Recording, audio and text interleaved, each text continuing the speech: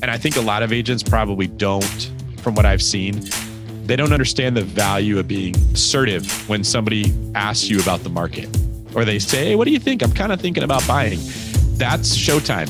That's where you step in there and you earn the right to get a sell buy. If you just have a casual conversation with a casual person, you're usually going to get a casual result.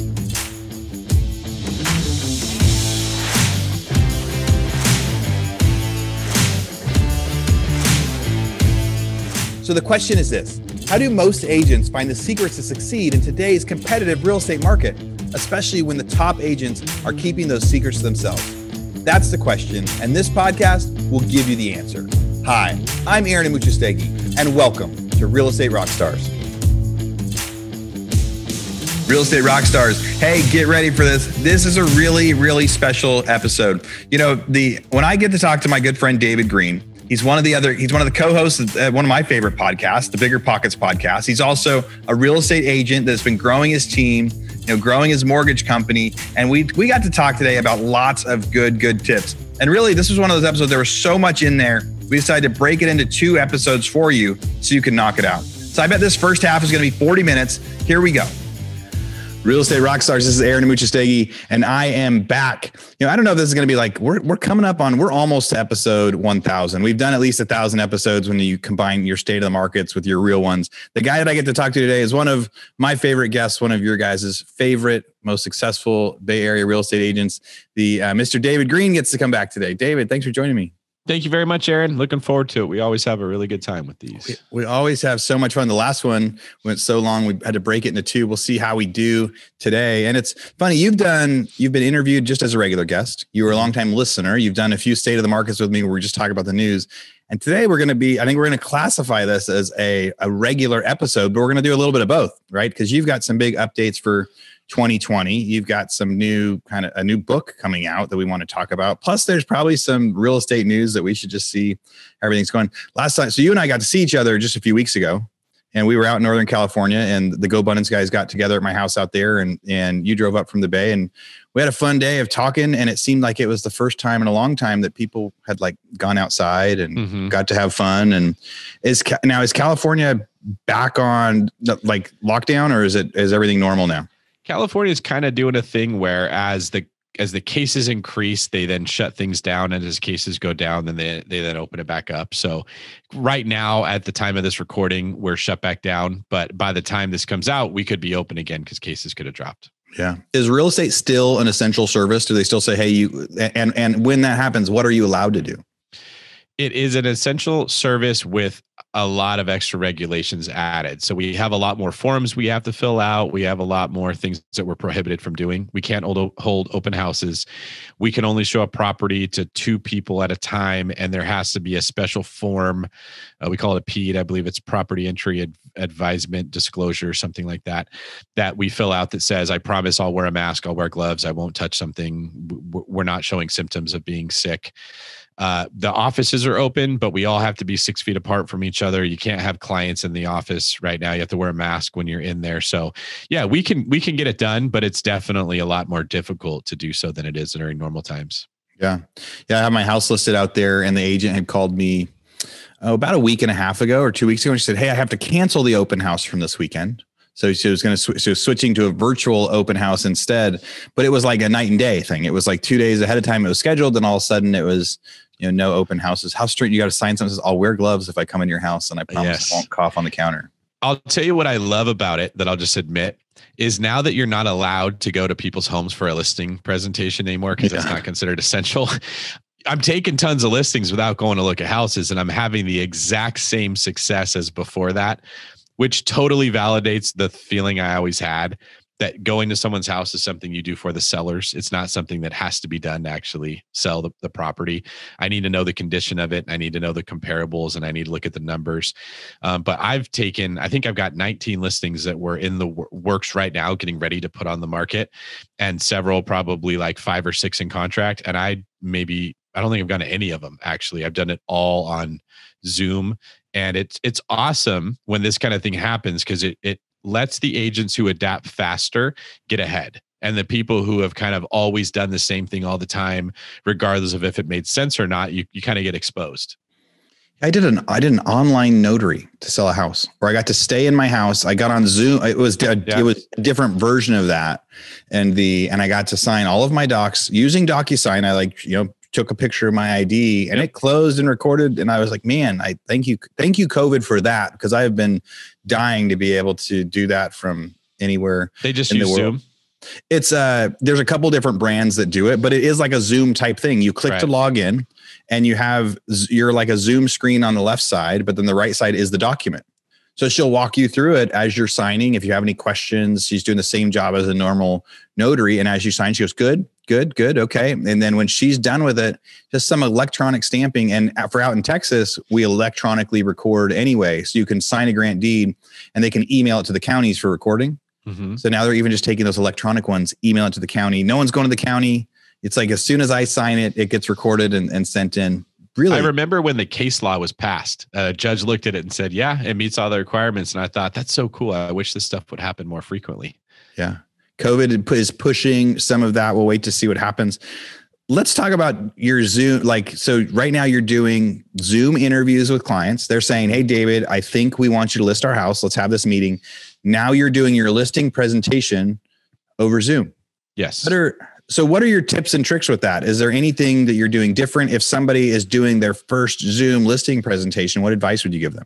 First thing you have to understand is that giving a presentation in person is easier and more effective, not because it actually makes a difference in the information being provided, but because it creates an emotional sense of peace with the seller, which is how most people make decisions. In fact, I would say everybody makes decisions based on how they feel. So when you're doing a Zoom meeting, you have to remember your goal is to be good enough to replicate that emotional sense of comfort that the person listening to you gets, that where they feel comfortable signing the listing agreement and saying, yes, you can sell my house. The way we've always done that was in person, because you've kind of greased the wheels, so to speak. It makes it easier, but it doesn't have to be that way. So the first piece of advice I'd say is get good. Get your skills up when you're giving your listing presentation. Like, we have a literal PowerPoint or a slide deck that we walk people through that's designed to create an emotional experience. I start off building credibility with myself in the listing presentation. I go on to talk about, this is what actually sells houses versus everything that you heard. This is what people did 30 years ago. This is what people do today. I use facts from the National Association of Realtors to establish credibility on what I'm saying. Then I blow them away with all of the marketing that we do and how we get pictures taken and ways we advertise your house. And I have stats to support why that works. And I walk them through what the experience will be like and all the ways that I'm going to make money. And at the end, I say, here's what comes next. We go over a CMA that I've put together. If you do all of that in the right order, it's sort of like walking them through this emotional experience where they were nervous and you made them feel good. And then they got excited and then they were eager to move forward. Then you showed them the numbers of how this process should look. Now they trust you and they're like, yep, what do we got to do here? How do we sign? I haven't dropped one yet out of every listing presentation I've done. And I really think it's because I just approached it like, all I have to do is to get you to feel comfortable and good about what we're doing. I don't have to be in front of you to accomplish that. We should do a whole class on that. We have like a certified listing class in Rebus, that tells people how to get that listing. But it seems like now we need one for how to get that listing via Zoom, because it sounds like you could have there's a better chance to really do the visuals, right? Yes. Showing the charts, showing the stats, getting them to buy in. And it sounds like, if I dissected that right, you're not actually telling them how much you're going to list their house for until the very end. At the beginning, exactly, you're like, I'm David. It's an awesome time to sell. Here's everything that we do. We're super awesome. By the way, here's the price. It's almost like a really high-end sales thing. Like, I'll email somebody about a mastermind or something, and they're like, well, we can't tell you how much this is going to cost. We have to do the call first. And then they do the call and they get you super excited. And then at the end, they're like, I love it too. And they go, it's probably gonna be a lot less than you were thinking. This is $30,000, right? But you're like, no, that's way more than I was thinking. But they get you so excited with that. So I think that's the only way to do it, to be frank, Aaron. When someone says, what's my house worth? And you throw a number out at them, hardly anyone takes that number and says, maybe I can change my mind about this, or that's negotiable. You throw out a price of $675. That's what they think you said. They go find another agent who says, I'll sell it for $700. They go with the other agent. So when somebody says, hey, what do you think my house is worth? I turn that into a phone call or a Zoom call to maybe turn the tables might not be the right phrase, but what I'm trying to do is take control of that conversation. I'm asking questions like, why do you want to sell? What's motivating you? What are the fears you have? I start off with all that. I work that into a presentation that makes them think, whoa, this person's really good. They know way more than me. And in essence, there's a book I really love called Pitch Anything by Oren Klaff, where he describes this concept of frame control. What I'm doing is taking that frame in that conversation, establishing myself as the expert. And by the time I'm done, before I even give them a number, I run over the CMA that I put together. So now you're not even arguing with me. You'd be arguing with math and logic. No one's going to do that. And it makes it so much easier to get the clients to go along. I just got done, funny we're saying this, I was just training 2 agents on my team about this very thing. It's always tempting because it's faster to throw out a number. You just make way more work for yourself when you do it that way. And then it's like you're always catching up. Yes. Real Estate Rockstars, this is Aaron Amuchastegui with a quick commercial break from our sponsor, Rent Ready. Why do you invest in real estate? To retire early? To build your dream home? Start your own business? Whatever the reason, whatever the dream, Rent Ready can help you reach it. With Rent Ready's unlimited property management features, your real estate dreams are also unlimited. Rent Ready is landlord-tenant software that covers all of your real estate investing needs, including unlimited properties, tenants, and live customer support so you can start small and grow your business without increasing costs. You know, I've had plenty of subscriptions before where you get charged like per house that you own or per deal you've done. And what they're saying is, hey, it's going to cost the same thing no matter what. Whether you have 1 house, 10 houses, or 100 houses, they're not going to penalize you when you grow, and they're going to help you grow. Rent Ready is a flat price and scalable for your needs. No need to shell out big bucks for multiple management softwares. With Rent Ready, they have everything you need all in one platform so you manage your rentals and grow your portfolio. As a special offer, you've heard it on here before, you can try Rent Ready for 1 year for only $1, but you have to use our code. Here is the code ROCKSTAR, ROCKSTAR, and sign up for Rent Ready's annual plan at rentready.com. That's RENTREDI.com with code ROCKSTAR to get Rent Ready for a year for just $1. And if you want to learn more about Rent Ready, or you want to learn more about Ryan, the CEO and founder of Rent Ready, go check out episode 939, where I interviewed him about why he created this platform and what they're doing next. So let's back up a little bit. How are you getting, what's your top of funnel right now? How are you getting the lead? Or some people, are they going to a website and saying, what's my house worth? And then you're saying, let's do a call, or how are people finding you? I am planting seeds constantly every single day to get people to feel comfortable reaching out to me to say, David, I want to buy a house or I want to sell a house. That's really all that we're doing. There's a million ways to do it. I have a mortgage company now, so we do loans as well. And we were on our lending meeting, and one of the guys was talking about how he went to go buy a car. And he's like, yeah, the guy selling me the car, he seems really interested in what I do. And I said, okay, get off this call, go call that person and ask them what their interest rate is. And if it's over 4%, he needs to refinance. And he literally did that. And now the money from that refinance is going to pay for his car. He's getting a free car just because he planted seeds with the right people. And every agent wants to avoid it, but it really can just be that simple. I'm not using a special program. I'm not buying online leads. I'm putting together events. I'm talking to people. I'm making friends with people. I work really hard, if you're my friend, to set myself apart from the other agents that you know. I will do that. I assume everyone knows 8 or 9 agents, and I want to be the one you think is the best. So I'll put more effort into people that I already know. Like when we go hang out at your house, Aaron, and I'm meeting people. If you're not a real estate agent and you live near me, I'm putting more time into those conversations so that person feels better about calling me when it comes time to sell their house. And then when they call, I have a very, very solid follow-up system. Like, we don't drop leads very often. I call it lead bleed in the book. That's a really big problem the agents have when they get busy. So once you do reach out and say, hey, we're kind of thinking about buy-in. What do you think the market's like? I've got a really, really good conversion ratio because I'm so systemized with, like, boom, grab that person, put them in this spreadsheet, set up this call. This is the conversation we're going to have. And I think a lot of agents probably don't, from what I've seen, they don't understand the value of being assertive when somebody asks you about the market, or they say, hey, what do you think? I'm kind of thinking about buying.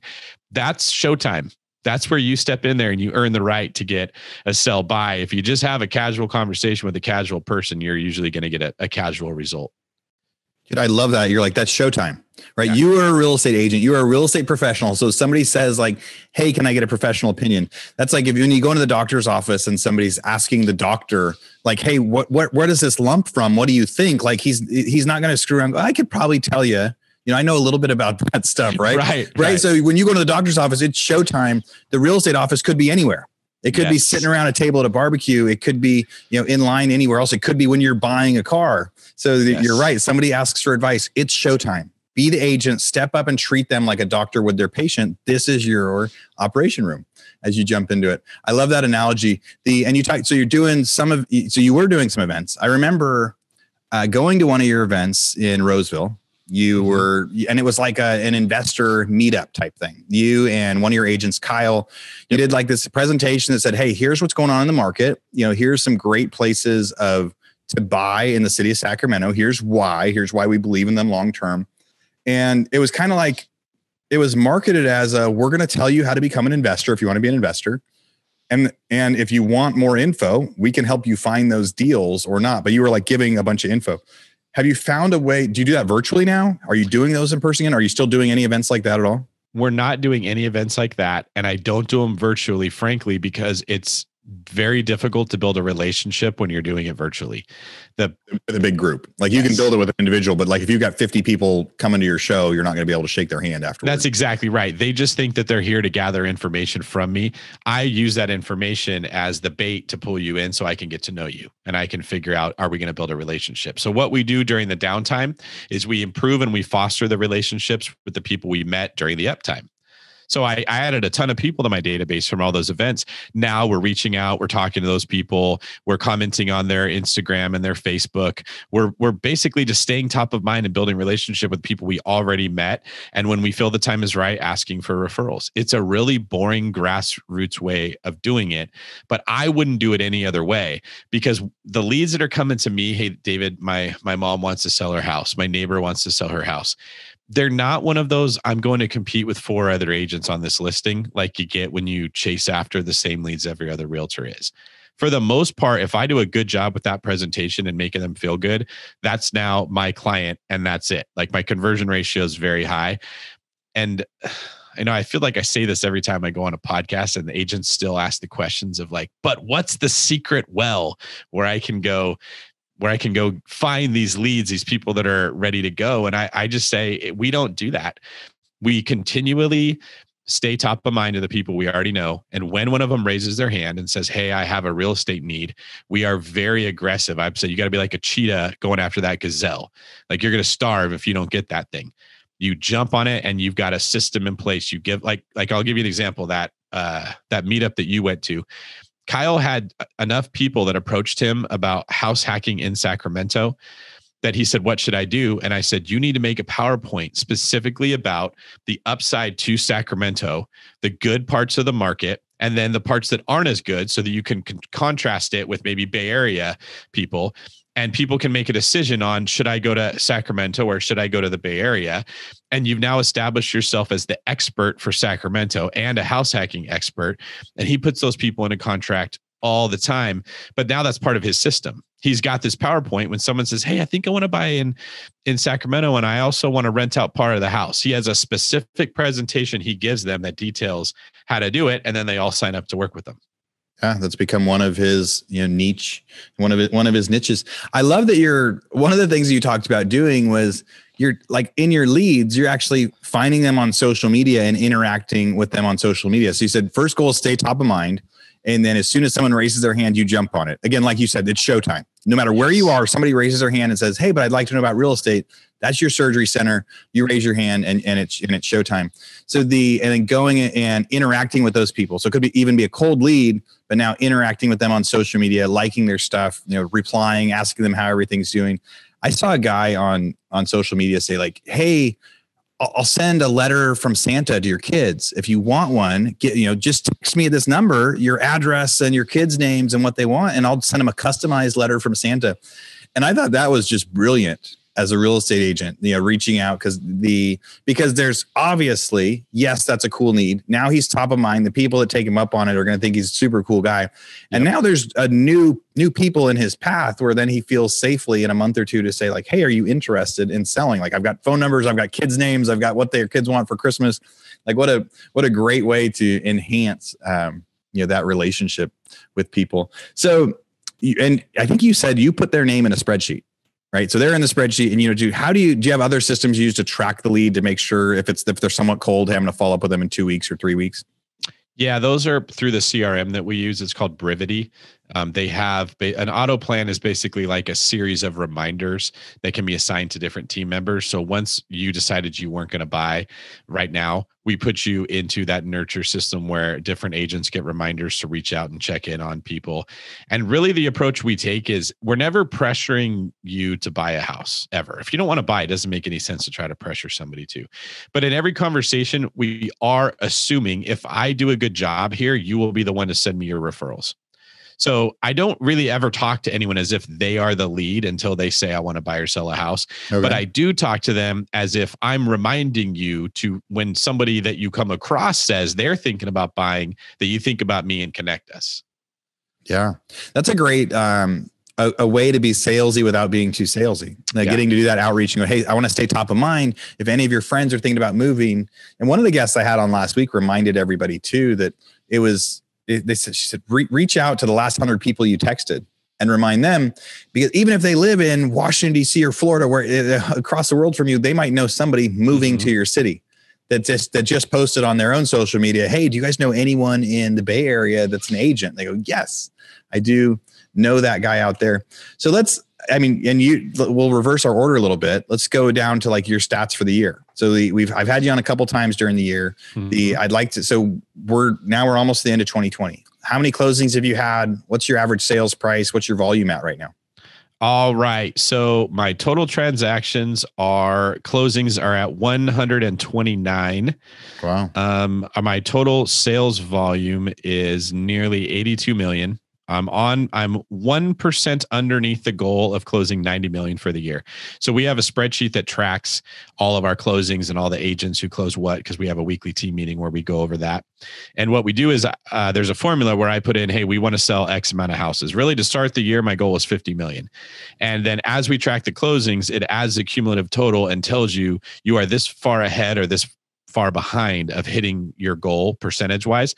So once I realized we were way ahead of 50 million, we bumped it up to 75 million. Now we passed that and we put it at 90 million. And I can see that I'm 1% behind. So like we'll probably have a house closed tomorrow or so, and it'll be right on track. And I'm guessing it looks like we're on pace to close 90 million for the year. The beginning of the year, before the world went crazy, you said we're going to do 50 million in volume. Now you're probably going to hit 90. Now, are those team closings? Those are, yes, they're okay. So they're team closings, but the majority of them were done from two of us. Okay. Kyle and I are the ones that bring in the lion's share of the actual deals that close. So our structure is a little different, where I have agents on my team that are good agents, and they do bring in some of their own deals, but the majority of their work are working with my clients. So they show houses to my buyers, and then I have two assistants that help me do all the work for the listings, which are all done in my name. So if you looked at the total transactions out of that 129, probably about 100 of them were me, maybe 90 or so, 90 to 100. But I didn't do the work on those, or I didn't do all the work. A lot of that was agents on my team who are learning the business through working through my sphere and my leads, and helping me make money while they're doing it. And then as they gain an experience, newer people will come in and work the clients that I've brought in. And those agents that now have confidence and experience and knowledge what to do will slowly shift into working their sphere harder and bringing in more deals. And then they'll do their own. So I think the last time we talked about, you were just starting your mortgage broker office. You were even kind of looking at hiring in that realm for people. And then you were also trying to hire people for your office. So how many people did you have? What was your staff like in March? And then how many people do you have working for you now? I have working with you. That's a good question. I have 1, 2, 3, 4. I have 5 agents total that are licensed. Okay. And then 2 of those are administrators that are also agents. So there's basically 3 of us, and that was in March. And then I've added another 4 that are like brand new babies. So they're basically, what I've done now is I've taken my 3 that are pretty knowledgeable, and I've supported them with the new agents that came in. So let's say you call that a junior agent. I pair them, or a couple of them, with a senior agent who now helps train that person. And in response, or in exchange for that, the new person goes and looks houses up on the MLS for them, shows them houses, talks to listing agents, fills out their paperwork, helps them communicate with all the leads that they're working. And it benefits both sides. And that's one of the reasons I think we had a really good year, is I finally got that formula right. That's a really cool formula to be able to kind of grow that and see that growth, and also have the whole team kind of train each other up. And I mean, in California, maybe it's like this in most states, but in California, I mean, no one's allowed to help you on the deal unless they're licensed, right? Yes. Like you can't have, if you have a transaction coordinator, they have to be a licensed agent. If they're going to talk to a buyer or buyer's agent, California is pretty strict about. So when you're talking about like babies coming in life, that's kind of the requirement even to be an admin. Even if somebody says, I don't want to get commissions, I just want to work in your real estate office, you're like, okay, first you got to go get your license. For the most part, yes. We do have, what I did this year was I had people studying to get licensed that I would hire and pay hourly to come in and do some of the work that didn't involve them talking to clients that they were allowed to do to support the licensed people. And then when they get licensed, they've got 3, 4, 5, 6 months of experience working, so that they weren't starting from scratch. And that's another mistake I see a lot of people make, is they wait until they're completely licensed to do anything. And it's kind of like saying, well, the game is on Friday, I'm not going to do anything to get ready for it until the game day. You need to be preparing long before that happens. So when I looked around, what I saw in real estate was a huge need for mentors. There's not mentors. There's a few at the top that are crushing it, that are very busy. And then there's a lot of people at the bottom that are basically baby birds asking for a worm and hoping someone brings it to them. And it's really tough. And so I'm working on putting a system together where the experienced people are training the new people who really need the training, but the new people are actually doing a lot of the work. They're making the flyers and gathering the information and putting stuff into databases and running calendars, right? Like all the nitty gritty stuff that nobody really wants to learn, that you have to. And that's how they're learning the business, by supporting somebody else, rather than having one broker and an office full of 90 people, and all 90 are going to that broker with the same questions. Yeah. Hi guys, Aaron here, and I'm so sorry to cut in. I warned you at the beginning. There was so much info in this episode. I didn't want to go for an hour and a half and keep you guys hanging. So here's the end of the first half of my interview with David Greene. If you want to hear the rest of this thing, just come back in a few days. As always, if you love the content that we're bringing, go leave a review. If you don't love it, go leave a review. I want to figure out how to help you guys out there and provide more value. All right, we'll hear back in a couple days. Talk to you then. All right, Real Estate Rockstars, this is Aaron Muchastegui jumping in again to thank you for listening to the show. Hopefully you guys loved listening to that one. And I want to make sure that you know about all of the extra resources that we have. And also, we need your help. They say podcasts are free. You get to listen to podcasts for free. But what is the cost of that podcast? I would say if I could beg you to pay anything for that podcast, I would say the cost of the podcast is going and giving a review. So whether you download it on Google or Apple or YouTube or anywhere else, please go give us a review. Say what you liked, what you didn't like. It helps us get better guests. The more reviews, the higher we get in the rankings. Right now, we are the biggest podcast out there for real estate agents, and we want to keep that spot because we know there's lots of podcasts out there. So go give us a review. Also, be sure to go to hibandigital.com. If you liked any of the resources that those real estate agents talked about, we've got a huge video vault of those resources for free. Every penny that comes on the podcast that we interview, they give us something that helps them get their deals or helps them work with their clients. And we put that in the toolbox in our vault for you. So go to hibandigital.com and you can get it. If you're looking for real estate education, go to rebusuniversity.com. We have all sorts of courses in there to help agents succeed in real estate, how to get the listing, how to negotiate deals, how to become an investor, all sorts of different stuff, rebusuniversity.com. And if you want to chat with me, go find me on Instagram. And if you come find me on Instagram, you can send me messages. Tell me what you want to hear. Tell me what you liked, what you didn't like. We try to put a bunch of content out there too. You can find me in 2 different places. It's at rerockstars.com for our Real Estate Rockstars page, or at aaronandmuchastegui.com for my personal Instagram page, where I can chat with you about all sorts of different things. Thanks for listening. We'll see you again soon.